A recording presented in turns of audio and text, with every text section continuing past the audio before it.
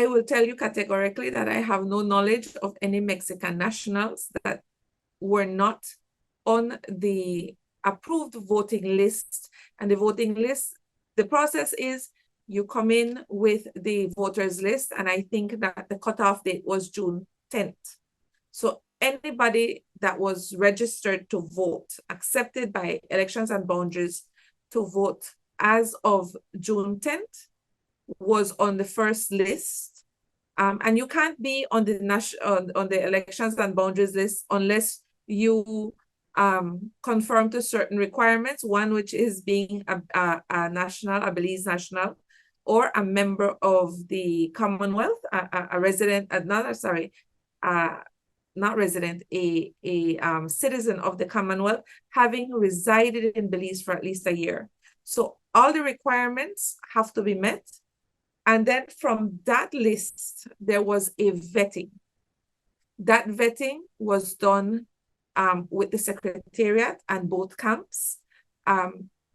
We signed off on that list with the provision that we're human, we make errors.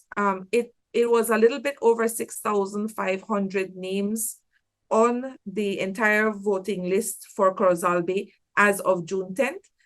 And, you know, we started about 8 o'clock at night to vet.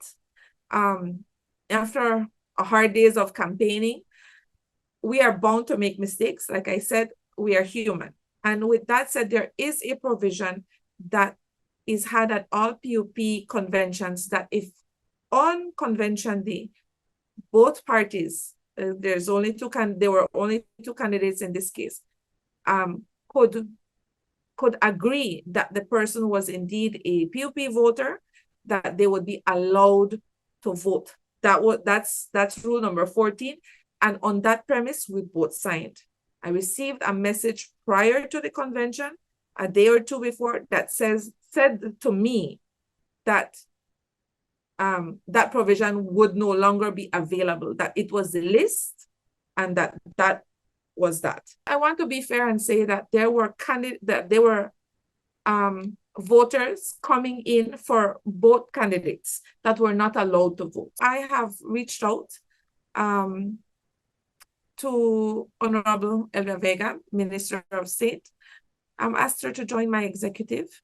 I haven't received but I just sent it today, so I haven't yet received a reply. And asked her to come in and let's join hands.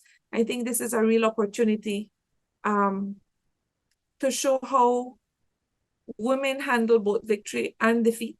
I think it is a teachable moment. I think it is a moment where we can really show our leadership skills, come together and be able to move forward as a party, as women of the PUP, and women in politics on a whole.